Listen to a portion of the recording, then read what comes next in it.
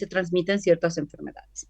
Entonces, dentro del núcleo está contenido el DNA, el nucleolo y la cromatina, ¿ya? Dentro del núcleo entonces tenemos cadenas de DNA, parte de esto es la cromatina y el nucleolo.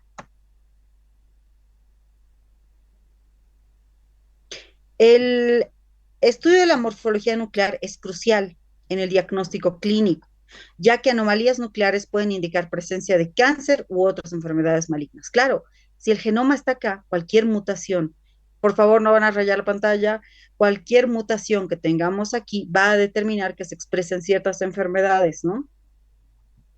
Por ejemplo, el cáncer, cromosomopatías, leucemias, van a venir de alteraciones a este nivel.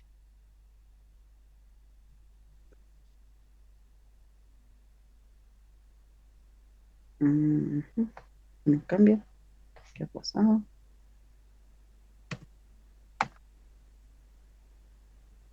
Pues, ya, ya. Entonces, ¿cuál es la estructura de la envoltura celular? La composición de la envoltura nuclear, ¿ya? Esta nuevamente es el núcleo. Y como toda organela, una de las organelas más grandes dentro del citoplasma celular es el núcleo. Como toda organela, tiene que tener una membrana que separa del citoplasma, ¿ya? Entonces, ¿cómo está compuesto las membranas? Como las membranas que hemos hablado, ¿no? Que es una membrana bilipídica, ¿no? Una membrana bilipídica, separadas por un espacio perinuclear. Entonces, fíjense, esta línea rosada que ven aquí sería una de las capas lipídicas y esta otra línea rosada sería la otra capa bilipídica y este espacio blanco que ven en el medio es el espacio perinuclear, ¿ya? Cosa de que la membrana externa se continúa con esta red de túbulos que ya habíamos explicado en la anterior clase, se llama retículo endoplasmático rugoso. Recordemos que el retículo endoplasmático rugoso está en relación con la síntesis proteica, ¿ya? Pero también tenemos algo que se llaman los poros nucleares. Estos son los poros nucleares. Y por estos poros nucleares permite que ingrese o egrese ciertas moléculas o sustancias. Entonces, los poros nucleares en la envoltura nuclear regulan el transporte bidireccional de moléculas entre el núcleo y el citoplasma, ¿no? Permite el intercambio de RNA y permite el intercambio de proteínas, ¿ya?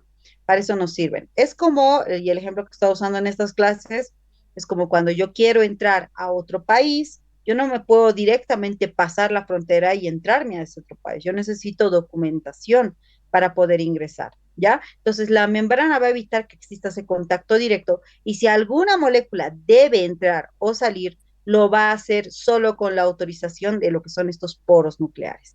Si no, no saldría o no entraría nada. Organización de la cromatina. Dentro de lo que es el núcleo tenemos esta área morada, en este otro gráfico se ve bien, y esta área morada está compuesta por lo que es la cromatina. ¿Y qué es la cromatina? Es un complejo de DNA, nuevamente nuestra información genómica, y proteínas. Esta cromatina puede estar en una forma eucrómica, que es la forma activa, o heterocrómica, que es la forma inactiva. ¿Ya? Pero eso es una forma grande. A su vez, la cromatina está compuesta por otras estructuras llamadas nucleosomas. Los nucleosomas son unidades básicas de la cromatina formadas por octámeros de histonas. ¿Qué es una histona? Es un fragmento que compone parte del DNA, ¿ya? Alrededor de los cuales se enrolla el DNA.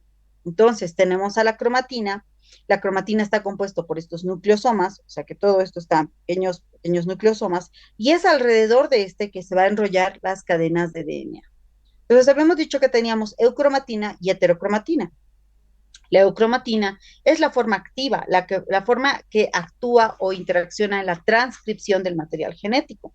Y la heterocromatina es la forma que está condensada o comprimida, pongámosle, que esta no tiene forma activa, ¿no? Y bueno, se tiñe con colorantes básicos. ¿Cuál es la importancia de estas? O sea, por qué son importantes? La distribución de la eucromatina y la heterocromatina en el núcleo influye en la regulación de la expresión genética. ¿Por qué? Porque alrededor de estas se enrollan las cadenas de DNA. Entonces, permite o restringe el acceso de las máquinas moleculares de transcripción. Gracias a esto, permitimos que pueda o no asociarse a ciertas moléculas, porque si cualquiera pudiera tomar contacto con la cromatina, existiría alteraciones o mutaciones genéticas. Ahora, todo este material genético se va a condensar y va a conformar lo que son los cromosomas, condensación cromosómica, ¿ya? Procesos de condensación durante la mitosis, que es mitosis, división celular. Eso es mitosis, ¿no? Está una célula madre que engorda, engorda, engorda, engorda y luego se fracciona en otras células hijas. Entonces, eso es mitosis, separación, división de dos células. Durante la mitosis, la cromatina, que es el material donde está el DNA, que está en el núcleo, se condensa formando lo que son cromosomas visibles. El proceso implica la acción de condensinas y la fosforilación de histonas, permitiendo la separación y distribución equitativa de los cromosomas. ¿Esto qué quiere decir o cómo se representa? Desde aquí tenemos que usar mucha imaginación porque estoy hablando de cosas que son muy microscópicas, o sea, esto se ve dentro de la célula. Si de por sí la célula es una unidad chiquita, imagínense estas estructuras que son más pequeñas. Cuando escuchen la palabra INA o ASA, son enzimas, ¿ya? ¿Y de qué nos sirven las enzimas? Nos sirven para permitir las reacciones celulares, para reacciones químicas, para interacciones entre moléculas, para que una molécula pase de un estado inactivado a un estado activado, digamos, ¿no? Entonces, lo que permite estas reacciones bioquímicas entre todas las estructuras celulares son las enzimas. Y estas enzimas van a ver que terminan como inas, ¿ya? O asas. Inas o asas son estructuras que nos permiten ciertas reacciones. Entonces, cuando hablamos de condensinas, entonces hablamos de enzimas que nos permiten la condensación de la cromatina. Y la fosforilación es un efecto mucho más complejo, pero con lo que se tienen que quedar es que permite el cambio de las histonas. ¿Para qué? Para que podamos conformar lo que son los cromosomas, ¿ya? ¿Por qué no entramos más adentro de la fosforilación? Porque la fosforilación es un proceso muy complejo, que lo verán cuando entren a la carrera. O sea, solo la fosforilación es un tema. Entonces, solamente quedarse que fosforilación es como un cambio en la conformación de las histonas o una modificación en las histonas para que podamos permitir la separación y distribución equitativa de los cromosomas. ¿A qué nos referimos con distribución equitativa de los cromosomas? Decimos que durante la mitosis, la cromatina que se encuentra dentro del núcleo, todo esto morado, ¿ya? Esta cromatina se condensa y va a conformar esa condensación, esa unión de la cromatina, me va a producir esto, cromosomas. Y estos son los cromosomas, ¿ya? Entonces, estos cromosomas se pueden observar, un genetista los puede observar a través de lo que es el cariotipo. ¿Y qué es el cariotipo? El cariotipo es la representación de los cromosomas. Esta gráfica que se puede obtener a través de muestras de nosotros o de cualquier otro tejido, ¿ya? Se puede extraer lo que son los cromosomas, ¿ya?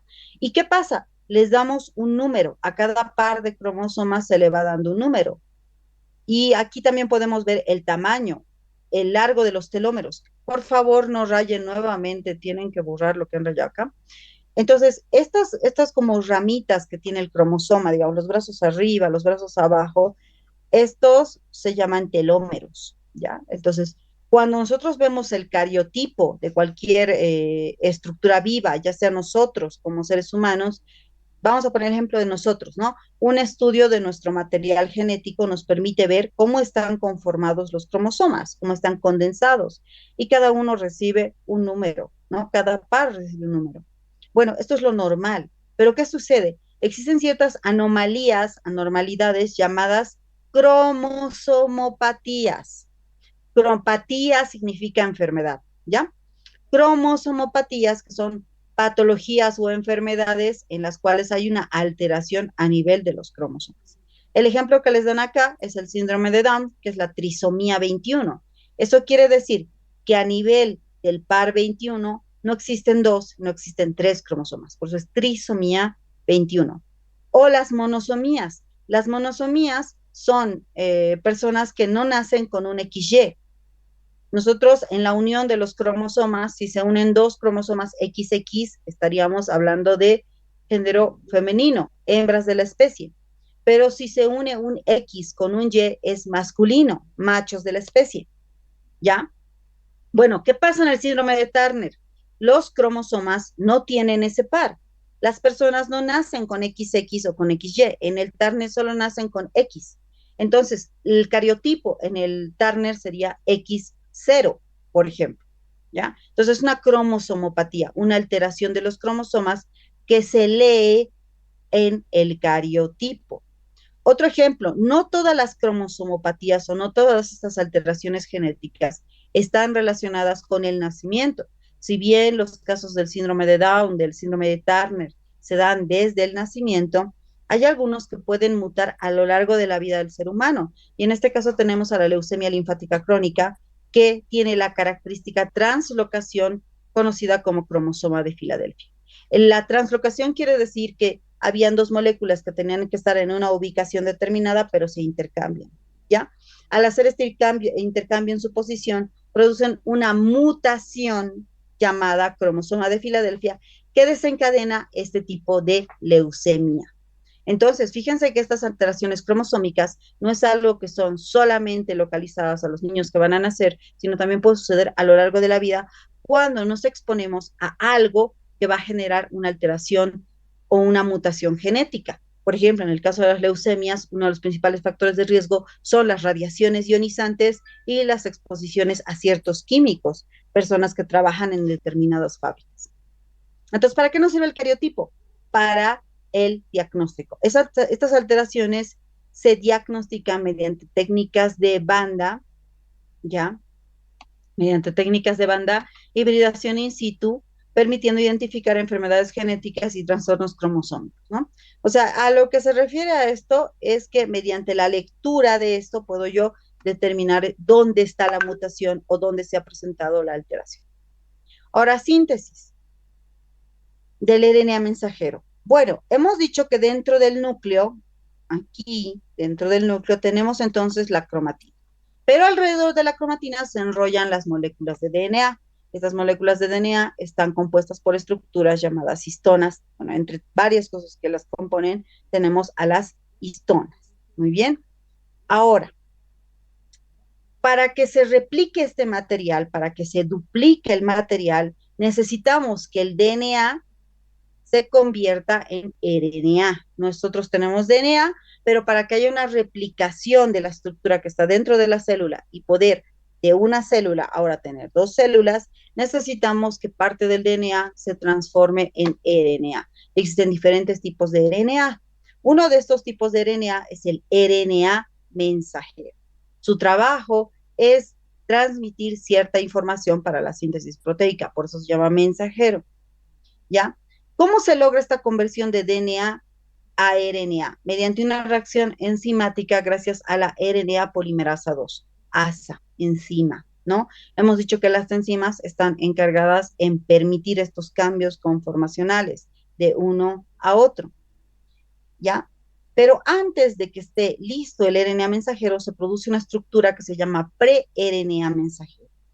Este pre-RNA mensajero tiene exones, entrones y su procesamiento incluye la adición de Cap5 para que se pueda empalmar y remover entrones y adherir la cola poli A. ¿Cómo se traduce esto? Yo tengo una estructura, el pre-RNA mensajero. El pre-RNA mensajero es una escalera, dos troncos gruesos y varias ramitas, ¿no? Es una escalera. Pero yo no necesito una escalera, yo necesito una silla. Desarmo la escalera. Los dos troncos gruesos los vuelvo en forma horizontal y para las patitas de la silla utilizo esos tronquitos que se utilizaba con la escalera, ¿no? Entonces le pongo cuatro patitas. Va a haber unos troncos que yo no voy a necesitar, los voy a eliminar. A eso se refiere con que va a haber procesamiento, va a haber inclusión, va a haber adición de ciertos entrones o va a haber salida de ciertos exones, depende de lo que queramos lograr. Importancia del procesamiento, o sea, ¿para qué se procesa todo el RNA mensajero? El RNA mensajero es esencial para su estabilidad y traducción. El RNA mensajero maduro se exporta al citoplasma ¿Para qué? Para comandar la síntesis proteica, ¿ya? Que es importante para la función celular. ¿A qué se refiere eso? El RNA mensajero se produce aquí. Es aquí donde actúa la polimerasa, convirtiendo de DNA a RNA. Luego el RNA mensajero va a ser exportado hacia afuera del núcleo, ¿ya? Va a salir al citoplasma. Y es en el citoplasma donde el RNA mensajero va a permitir que exista síntesis proteica. Síntesis de RNA-R. Les decía, hay diferentes tipos de RNA. Hay RNAs mensajeros, hay RNAs de transcripción, bueno, depende, ¿no? El RNA-R se sintetiza en el nucleolo. ¿Qué es el nucleolo? Recordemos que el núcleo es esta estructura, ¿verdad? Este es el citoplasma, este es el plasmalema, aquí tenemos al núcleo, y dentro del núcleo hay una estructura más pequeña que se llama nucleolo. El nucleolo es el que tiene la parte más importante en la transmisión genética. Entonces, el RNA-R se sintetiza en el nucleolo por la RNA polimerasa 1, ¿ya? El RNA mensaje, el RNA-R, entonces, bueno, la enzima que interviene para la producción de este es la RNA polimerasa 1. Primero se forma un pre-RNA-R 45S, ese es el nombre que se le ha dado, así se llama, que da origen a subunidades ribosómicas que nos permiten realizar la síntesis proteica. Y luego va este pre-RNA 45S va a pasar a ser un RNA-R. Todos estos términos ustedes ya los tienen que ir memorizando, o sea, porque así es la medicina, porque siempre existen nombres raros, porque nos gusta complicarnos la vida y así es como se llaman muchas estructuras y hay medicamentos con nombres raros. Bueno, está bueno que ustedes aprendan algo del léxico. ¿Cuál es la función de estos RNAs? Existe, bueno, este RNA-R que nos permite la síntesis proteica porque está relacionado a los ribosomas, que en la anterior clase habíamos hablado que es una estructura que nos permite la síntesis proteica, y luego tenemos al RNA-T. El RNA-T se sintetiza por RNA polimerasa 3, ¿ya?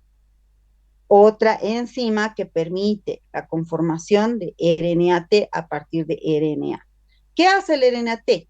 El RNA-T transporta, por eso la T de transporte, por eso la R de ribosoma, ¿ya? Transporta aminoácidos durante esto está mal, transporta aminoácidos para la síntesis proteica. O sea, la función del RNA-T es el transporte, el movimiento de los aminoácidos, porque los aminoácidos son la estructura base de las proteínas, ¿ya? El RNA-R lo que hacía era activar los ribosomas. El RNA-T es como un bus que se lleva a los aminoácidos. ¿Para qué? Para que se produzca la síntesis proteica. ¿Y por qué tanto lío? ¿Por qué un RNA mensajero? ¿Por qué un RNA-R? ¿Por qué tenemos un RNA-T? ¿Por qué tenemos estos tipos de RNA? Porque es importante regular la síntesis de proteínas a partir de la cual se va a hacer mayor material para poder partir en dos células, una célula madre. Entonces, todos los tipos de RNA se utilizan ¿para qué? Para la síntesis proteica. Y esto es fundamental para la función y la supervivencia de la célula. La regulación genética. La expresión genética se regula en múltiples niveles. Ya hemos dicho de que existe toda esta secuencia que se produce para la síntesis proteica. Y esta secuencia tiene que ser regulada y limitada, porque si no hacemos esta regulación de esta forma, puede haber una mutación en cualquier fase de la producción proteica y basta con alguna mutación para que se exprese una enfermedad.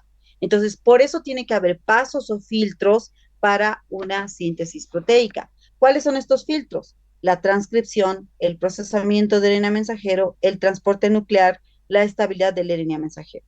La traducción, la degradación proteica, la degradación es la destrucción de fragmentos que ya no nos sirven, los factores de transcripción, el microRNA, para participar en esta formación de estructuras proteicas.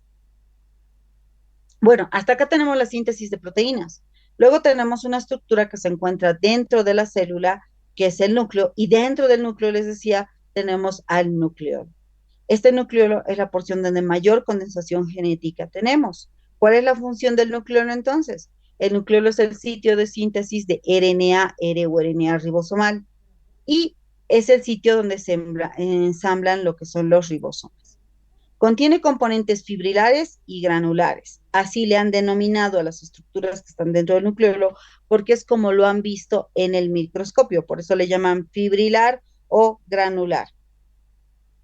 Y su tamaño refleja la actividad sintética. Esto es importante, ¿ya? Porque si esta es la forma normal de una célula, si de pronto en el estudio genético vemos que el núcleo lo empieza a crecer, crecer, crecer, crecer, crecer, ¿qué nos está diciendo? Está empezando a mutar y esa mutación puede predisponer a la expresión de una enfermedad. Entonces, ¿cuál es la importancia del nucleolo? El nucleolo participa en la regulación del ciclo celular. Ciclo celular quiere decir la producción de material celular para poder dividirlo en otra célula, ¿ya? En la vida de la célula también, y a su vez las células tienen una vida media, luego van a envejecer y bueno, van a morir. Para todo esto es importante el nucleolo. Y lo que les decía hace rato, el aumento del tamaño del nucleolo nos puede indicar que hay una proliferación anormal y cualquier alteración genética nos va a llevar a una enfermedad y de estas enfermedades como que la peor que se podría producir es el cáncer. Acá tenemos otro término, hipertrofia. Hipertrofia quiere decir crecimiento. Habíamos hablado del RNA ribosomal, del RNA transportador, del RNA mensajero, nos faltaría hablar del microRNA. ¿Qué son los microRNAs? Estas son estructuras que regulan la expresión genética. ¿Cómo? Uniéndose al RNA mensajero, que es el que se encarga de la regulación de síntesis proteica, ¿ya? ¿Y qué hacen? Bloquean la traducción o promueven la degradación. O sea, van a hacer una u otra acción dependiendo cómo se está formando estas estructuras. Entonces, el microRNA, por ejemplo, cuando existe algo mutado, algo que no nos sirve, estimula la apoptosis, por ejemplo, apoptosis, ¿qué quiere decir? Muerte celular. Entonces, el microRNA estimula la apoptosis de esa célula que está mutando. Y hay más RNAs en lo que es la célula. Tenemos a RNAs reguladores, RNAs de interferencia, RNAs no codificantes, RNAs pi, que interactúan con transposones, que son proteínas o moléculas que se encargan del transporte, y también contribuyen a la regulación genética. ¿Y por qué hacemos esta regulación? Estos RNA no codificantes desempeñan roles cruciales en la regulación de la expresión, permitiendo un control fino y específico de los procesos. O sea, todos estos RNAs que se producen, lo que nos permite es que el proceso en el cual se está multiplicando la estructura de la célula se haga de forma adecuada y no se dé la posibilidad de mutaciones genéticas que van a terminar en una enfermedad como el cáncer. Ahora, todo esto, ustedes cuando entren a la carrera lo van a desarrollar, porque esto es un pantallazo, repito, es lo que les decía cuando hemos hablado de biología. No se apresuren, no busquen más de lo que les estamos diciendo, porque si ustedes buscan, se van a encontrar con un montonal de información que no van a poder manejar, ¿ya? Estamos dándoles un resumen del tema, ya cuando estén en la materia de histología, ahora sí se va a ampliar, pues el libro de Géneser y el libro de Gardner son de este grosor, porque ya van a poder estudiar qué es un RNA regulador, qué es un RNA de interferencia, qué es un RNA pi. En su momento los van a estudiar. Ahora, con que sepan que existen estos tipos de RNA y que se encargan de la regulación de la síntesis proteica, es más que suficiente. ¿Y para qué se hace todo esto? O sea, ¿por qué hacemos tantos filtros para poder regular la síntesis proteica? ¿Cuál es el objetivo final? El objetivo final es la división celular. La división celular se conoce como mitosis. La mitosis es la formación de dos células a partir de una célula. Eso es mitosis. Y para que se forme la mitosis, primero tiene que suceder lo que es la interfase. La interfase tenemos a la fase G1, la fase S, la fase G2, durante las cuales la célula que hace crece, crece, crece, crece, empieza a replicar su material genético, empieza a producir proteínas para la conformación de organelas, o sea, otro aparato de Golgi, otro retículo endoplasmático, otros ribosomas, para que todo este material, una vez que esté listo, ¿qué haga? Se separe esta célula en dos células idénticas. A eso se le conoce como mitosis o división mitótica. La mitosis, ¿cuánto tiempo dura? 1 hora aproximadamente. Y nos va a dar lugar a dos células hijas idénticas. Por eso hemos hecho este filtro, por eso tanta síntesis proteica, por eso modificación del material genético, para que al final las dos células hijas que salgan de una célula madre que han engordado sean idénticas genética y estructuralmente. ¿Por qué se hace esto? Porque esto nos permite ir renovando continuamente todos nuestros tejidos. Un ejemplo de renovación continua es la piel. Vamos descamando la piel cada cierto tiempo. Para que podamos hacer esto, constantemente nuestras células epiteliales están en mitosis para poder ir cambiando de piel. Cada cierto tiempo hacemos este cambio de piel. ¿Cuánto tiempo dura todo el ciclo celular? La duración del ciclo celular va a variar según el tipo de células. Hay células que pasan por ese ciclo más rápido y hay células que pasan por ese ciclo mucho más lento. ¿Ya? ¿Y cómo se produce este ciclo celular? Tenemos una fase permanente en las células que no entran nunca en mitosis. Hay células que siempre van a estar quietas, quietas. Entonces, de quieto viene esto de quiescencia. ¿Qué quiere decir quiescencia? Que la célula está en estado inactivo, no se replica, no produce proteínas, no hay duplicación de material genético. Están quietas, quiescencia. Pero hay otras células que sí se tienen que multiplicar. Entonces, estas tienen que ir primero por la interfase. La interfase se divide en fase G1. La G1 es cuando tenemos esta síntesis de proteínas y esta síntesis de proteínas nos va a llevar a qué? A un aumento del tamaño celular. Una vez que se ha producido esta síntesis proteica, vamos a ir a la otra fase, replicación del DNA y síntesis de histonas, que es la fase S. Hemos dicho que las histonas son estructuras que forman parte del DNA, estructuras importantes para el DNA. Entonces, en la fase S ya se produce la replicación del DNA. Y luego pasamos a la fase G2. En esta fase G2 hay una transcripción y traducción de genes que codifican proteínas necesarias para la división. ¿Ya? Entonces aquí se produce primero la parte proteica, luego el DNA y luego seguimos con transcripción y traducción de genes. ¿Para qué? Para que se produzca más material. Una vez que la célula ya esté grande, ya esté hinchada y ya se ha producido todo el material genético para producir dos células a partir de esta célula, pasamos a la fase de mitosis o división celular, donde el uso mitótico, que es esta estructura, se va a dividir entonces en dos porciones.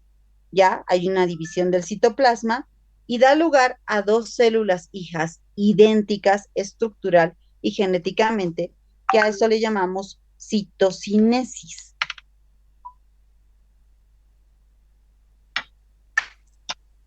Ok,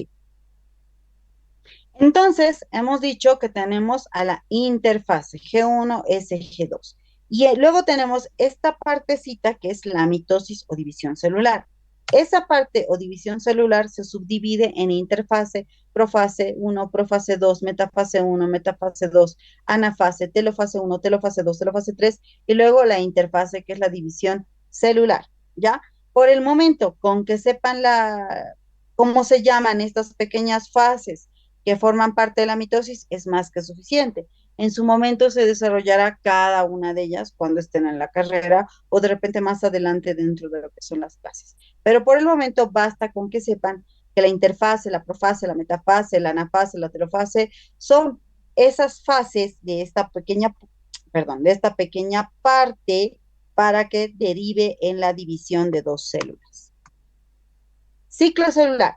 Tenemos los complejos ciclina CDK. El progreso del ciclo celular está controlado por complejos ciclina que actúan en puntos de control específicos, regulando el paso de una fase a otra. Puntos de control específicos. Vamos a lo mismo. Durante todo esto, nuevamente, aunque no lo parezca, seguimos hablando en macro. No estamos hablando de las reacciones intermedias. No estamos hablando de lo que sucede en cada fase, en la interfase, en la telofase, en la metafase. En cada una de estas fases va a haber enzimas y moléculas reguladoras.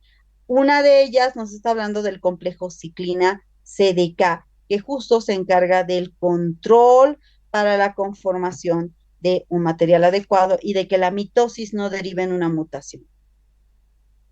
¿Cuál es la importancia de que existan estos complejos ciclina CDK que sean puntos de control? Los puntos del control, ¿qué hacen? Verifican el DNA, verifican que la replicación sea completa, verifican que el uso mitótico esté bueno, esté hecho adecuadamente para que este es el uso mitótico, ¿no? Para que sepamos si el uso mitótico está bien, entonces yo ya puedo permitir la separación de estas dos células y ya yo puedo crear dos células diferentes. Por eso es que en cada una de estas fases vamos a encontrar reguladores intermedios, como en el caso de la ciclina CDK. Es interesante, ¿no? Porque hay ciertos tipos de leucemias donde encontramos, lo van a ver ya, digamos, cuando ya están en hematología, donde van a decir, bueno, aquí hay una mutación en la ciclina 2.6 en este tipo de leucemia. Entonces ya sabemos que la mutación está a nivel de un complejo que debería haber regulado la síntesis del material genético. Poblaciones celulares. ¿Cómo se clasifican? Las células se clasifican según la capacidad proliferativa en población estática, población estable y población renovable. Estáticas, aquellas que están en éstasis, ¿no? Quietos, quiere decir, ¿no? Estables, aquellas que se multiplican de forma regular y las renovables que van cambiando continuamente. Y todas estas poblaciones nacen de una célula madre y han debido escuchar las terapias con células madre, terapias con células madre para la piel, terapias con células madre para el cabello, terapias con células madre para las articulaciones. ¿Por qué? Porque todas las células van a derivar de un grupo llamado células madre.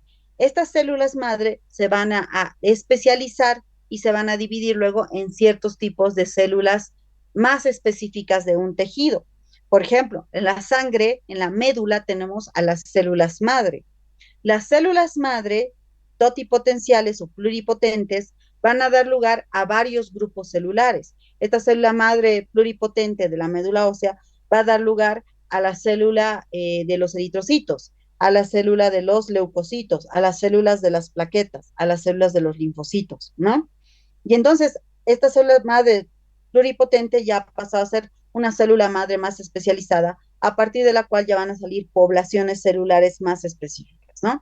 Aquí era una célula madre pluripotente, luego ha salido la célula madre de los eritrocitos y de a partir de aquí aparecen eritrocitos, ¿no? Entonces, por eso es importante, por eso las terapias con células madre, trata de reparar el tejido desde la célula que origina las otras células, ¿no? Entonces vamos a la parte más pequeña, mitosis. Esta pequeña partecita es la mitosis, ¿ya? ¿Cómo se produce el uso mitótico o la fragmentación del material genético? Pasa por fases que decíamos profase, metafase, prometafase, telofase, anafase, ¿no? La profase, los cromosomas del núcleo desaparecen, los centrosomas migran hacia los polos opuestos de la célula. Metafase, durante la metafase los cromosomas se alinean en el ecuador, es decir, en el medio de la célula. Los microtúbulos del cinetocoro se unen a los cinetocoros de los cromosomas. Nuevamente estas palabras raras que ustedes ya tienen que empezar a mentalizarse y a entender que es así, esta es la medicina. Ya tienen que trabajar con un diccionario médico de la mano. ¿Estas qué son? Estructuras, conformaciones, proteínas que intervienen en la división del material genético. Esos son los cinetocoros. Prometafase, la prometafase comienza con la desaparición de la envoltura nuclear, que es la que está cubriendo el material genético, y luego pasa que los cromosomas se alinean en el citoplasma. Acá, por ejemplo, aquí estamos, ¿no? Interfase, profase, prometafase. Se refiere a eso. Fíjense cómo los cromosomas aquí no estaban alineados y aquí ya están alineados los cromosomas. ¿Ya? Anafase comienza por la separación de las cromátides hermanas que migran hacia polos opuestos del uso mitótico. ¿Qué quiere decir? Perdón, esto, ¿no? De acá, luego ya está la anafase, donde las cromátides hermanas, estas, ¿ven? Migran a polos opuestos. Aquí está en el centro y luego va a migrar hacia el polo opuesto. ¿Para qué? Porque ahora sí se forma el uso mitótico, para que le den una forma a la imaginación, es decir, se forma esto. Aquí estaban alineadas en el ecuador las hermanas cromátides y luego se separan y se van al polo opuesto para permitir la división celular que va a derivar en dos células hijas. Eso es la mitosis. Entonces, la formación del uso mitótico, esto es el uso mitótico. El uso mitótico se forma desde los centrosomas, son microtúbulos polares, donde tenemos cinetocoros, ya, esto se está refiriendo a esto, los que se anclan a cinetocoros proteicos en los centrómeros, acá, ya, y luego es así como se conforma lo que es el uso mitótico. Y una vez bien conformacionado el uso mitótico, se va a partir en dos células hijas. Importancia de la separación cromosómica.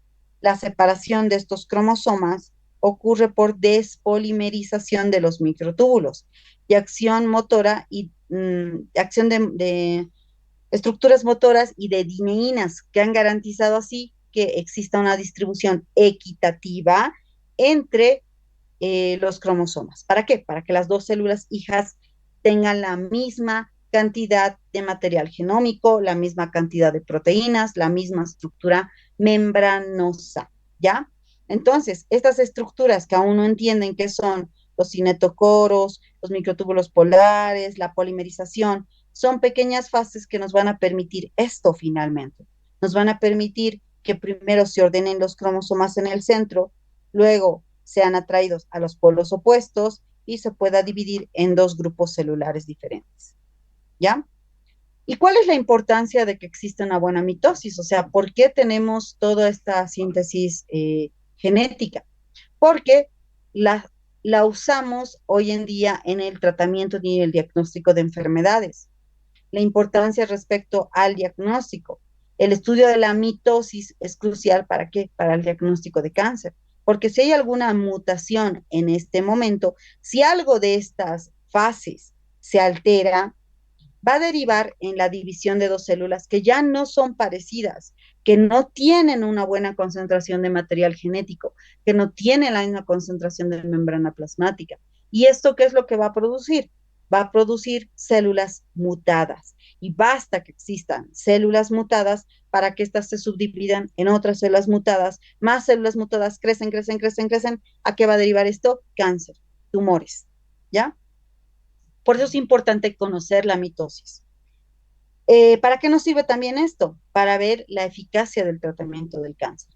Los tratamientos de cáncer, por ejemplo, la rápida división de las células cancerosas, porque es cierto, cuando hay una célula tumoral, cuando se está produciendo un cáncer, la proliferación, el crecimiento tumoral es muy rápido, ¿no? La masa empieza a crecer. Para que esa masa cancerosa empiece a crecer, es que la mitosis está acelerada en ese tipo celular. Entonces, conocer bien esto nos permite bloquear ciertas áreas donde se está produciendo esta división rápida, ¿no? Y esto es crucial para el manejo clínico de enfermedades malignas. Quimioterapia, el conocimiento de cómo se produce la mitosis, nos permite desarrollar quimioterapia dirigida, que van a bloquear la replicación, la división celular. Por ejemplo, aquí les pone la vincristina y el metotrexato. La vincristina es un quimioterápico que pues utiliza en el cáncer. ¿Qué hace la vincristina? Bloquea la conformación de qué? Del uso mitótico. Sin uso mitótico no podemos dividir en dos células. Eso permite que ya no crezca el tumor, ya no crezca el cáncer. El metotrexato bloquea la síntesis de DNA en la fase S. Esta era ¿dónde estamos? La fase S. Entonces, si yo bloqueo aquí, ya no se va a poder producir material para dividir más células, que es el cáncer, es la replicación de muchas, muchas, muchas células. Meiosis. La meiosis es un proceso de reducción cromosómica. La meiosis lo que hace es reducir el número de cromosómico de haploide 2 a diploide 1, ¿ya? Y diploide es igual a 1, haploide es igual a 2. Y de esta forma produce gametos. Entonces, la meiosis tiene dos fases, dos divisiones. Meiosis 1, que es la separación de homólogos, y la meiosis 2, que es la separación de cromátidos. Variabilidad genética. ¿ya? Este proceso va a producir cuatro células haploides, ¿ya? Genéticamente distintas porque hay una nueva recombinación genética. Y esto, la meiosis, el proceso de meiosis, es crucial ¿para qué? Para que exista esta variabilidad genética. El color de cabello, el color de piel, el tamaño, etc. Recombinación genética. La recombinación genética podemos clasificarla por entrecruzamiento. Durante la profase 1 ocurre un entrecruzamiento entre cromosomas homólogos. Homólogo es parecido. Eso quiere decir el término homólogo. Entre cromosomas parecidos se entrecruzan, ¿ya? Formando quiasmas visibles. Un quiasma es un entrecruzamiento. Quiasma quiere decir entrecruzamiento. Esto, fíjense, acá tenemos dos líneas de cromosomas alineadas en el ecuador celular y luego estas van a entrecruzarse entre sí. Este entrecruzamiento se le denomina quiasma. El término quiasma quiere decir entrecruzamiento. ¿Ya? Y aquí, ¿para qué se hace eso? Para poder tener un intercambio de material genético. ¿Ya? Al hacer estos cambios de material genético, al hacer estos cambios de información, tenemos más variabilidad en la expresión genética. Por eso es que pese a que mi madre se ve de un aspecto y mi padre se ve de otro aspecto, yo tengo otro aspecto, ¿no? Porque ha habido una mezcla del material genético. Complejo sinaptonémico. El complejo sinaptonémico, ¿qué es el sinaptonémico? Es un entrecruzamiento, una mezcla del material genético. ¿Para qué se utiliza este complejo sinaptonémico? Para la recombinación, la evolución de nuestra especie y la diversidad que tenemos en nuestras características físicas. ¿Cuál es la importancia de la evolución? La recombinación genética es esencial para la adaptación y la evolución de las especies. Claro que sí, porque al hacer esta recombinación genética se está transmitiendo de generación en generación información importante del medio en el que vivimos, de los contaminantes, de la alimentación, etcétera. Entonces ya la siguiente generación van a ser ya con esa información genética y eso nos permite seguir evolucionando. Nosotros estamos continuamente evolucionando. Cada grupo de seres humanos que nace en determinados bloques, vamos a decirlo, tienen una evolución muy diferente. Tal es el caso de las generaciones como ustedes. Ustedes manejan muy bien la tecnología. A veces parece que es nato. Los niños más pequeños lo hacen igual natamente. ¿Por qué creen que pasa eso? Porque la información ha sido transmitida, ¿ya? Por eso es más fácil para otras generaciones. Entonces, eso nos permite seguir evolucionando, ¿no? Seguimos evolucionando. Evidentemente, la evolución no se ve en que tenemos tres ojos, cuatro brazos, cinco piernas, pero sí en ciertas cosas que nos permiten adaptarnos al medio. Bueno, y ya tenemos a la síntesis bien determinada, la mitosis, la meiosis, ¿para qué se produce eso? Pero en el trajín de estar produciendo la síntesis celular, existen también cosas que vamos a ver que son malas, que son anómalas, que tienen alguna mutación. A estas tenemos que matarlas. Y a eso se le llama muerte celular programada. ¿Cuál es el término médico que le damos a eso? Apoptosis. La apoptosis es la muerte celular programada y es algo controlado y beneficioso, ¿ya? Porque no me va a degenerar en ninguna enfermedad, ya que mi cuerpo está programando que van a morir ciertas células. Esto no sucede solo en enfermedad, también sucede cuando empiezan a envejecer las células, ¿ya? Si la célula ya ha envejecido, pues ya es hora de que muera. Se programa su muerte celular. ¿Quiénes guían esta destrucción de la célula? Unas enzimas llamadas caspasas. Esto permite que se fraccione la célula en diferentes trocitos y esos trocitos finalmente son engullidos, captados, fagocitados por células del sistema monocítico nuclear llamado macrófagos. Ahora, existe el otro extremo, cuando no es programada la muerte celular, y acá tenemos a la necrosis. La necrosis se produce cuando hay alguna lesión traumática sobre algunos tejidos. La necrosis se produce, por ejemplo, cuando no llega oxígeno a los tejidos, se produce isquemia y la isquemia va a derivar en muerte celular. Ejemplo, infarto agudo de miocardio, ¿no? El infarto cardíaco. Se produce un bloqueo del flujo sanguíneo de las arterias coronarias que irrigan el corazón, no llega sangre a ese tejido cardíaco y se mueren las células. Pero es una muerte mala, es una muerte que va a traer sintomatología, porque no es una apoptosis, no es una muerte celular programada. La importancia clínica de conocer esto es que tenemos que distinguirlo morfológica y bioquímicamente. La apoptosis, la muerte celular programada, tiene una vía extrínseca y una vía intrínseca. La vía extrínseca, obviamente, ocurre por algo externo, por eso extrínseco, ¿no? Y aquí se habla de una molécula que ya les conviene irse familiarizando porque la van a ver en muchos procesos inflamatorios, en muchos procesos cancerígenos, en muchas enfermedades crónicas. El factor de necrosis tumoral alfa, el TNF, ¿ya? Entonces puede ser por estímulo del TNF a nivel del cuerpo o puede ser intrínsecamente dentro de la célula por un daño mitocondrial. Pero cuando se hace de forma extrínseca por algo externo, se activa mediante receptores del TNF alfa, del factor de necrosis tumoral. La vía intrínseca es propio. Entonces la célula va a empezar a morir por un daño dentro de la misma célula, ¿ya? Ese daño dentro de la célula se puede dar a nivel del DNA producido por la activación de las caspasas. Envejecimiento celular. Entonces, la muerte celular programada, les decía, se va a producir en células que durante el procesamiento genético vemos que tienen mutación o se puede producir en células que son normales, sanitas, pero ya han acabado su vida media. El ejemplo, el eritrocito. El eritrocito tiene una vida media de 120 días. Al día 120 tiene que morir. ¿Y cómo muere? Por muerte celular programada. Entonces, senescencia es lo mismo que envejecimiento. Por eso la palabra senitud, ¿no? Mucha nuevas palabras se están aprendiendo. Y eso tienen que irse regularizando, ¿no? Por eso es que el médico no solo tiene que leer medicina, sino tiene que leer mucha literatura, porque muchas palabras vienen del latín, vienen del griego, y nos tenemos que ir acostumbrando a terminología que usualmente no se utiliza con otras personas. Entonces, en esencia, senitud, envejecimiento. Las células somáticas tienen límites de divisiones, ¿ya? Relacionado con acortamiento de los telómeros por acción de las telomerasas. Sí, esta es otra diana terapéutica hoy en día.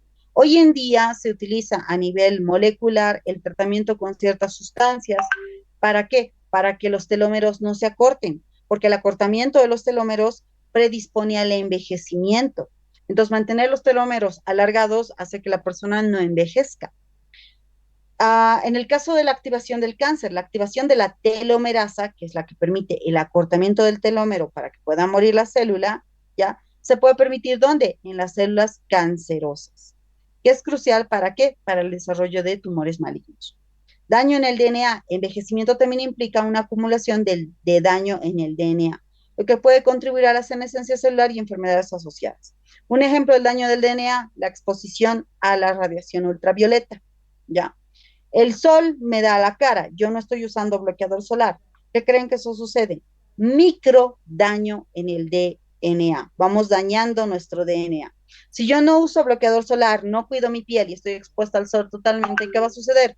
Me van a salir arrugas, me van a salir pliegues, mi piel va a cambiar en su estructura, se va a engrosar más, ¿no? Entonces, el envejecimiento de la piel está relacionado con que yo me estoy exponiendo directamente al sol porque hay un daño directo en mi DNA. Y en algunas personas este daño es tan profundo que se desarrolla el carcinoma epidermoide o cáncer de piel por exposición solar. Muy bien, muchachos, eso sería todo. Ya nos hemos sobrepasado del tiempo. Nos veríamos en la fábrica de comida de pueblo. No estoy entendiendo tu pregunta, Miranda. Nuevamente no se compliquen. Cinetocoros son estructuras que conforman parte de la adición celular. No lo van a ver ahora, lo van a ver con profundidad después. No sé a qué te refieres con fábrica de comida de pueblo. ¿Ya? Nos veríamos entonces el próximo martes para el tema 3. Con esto hemos concluido el tema 2.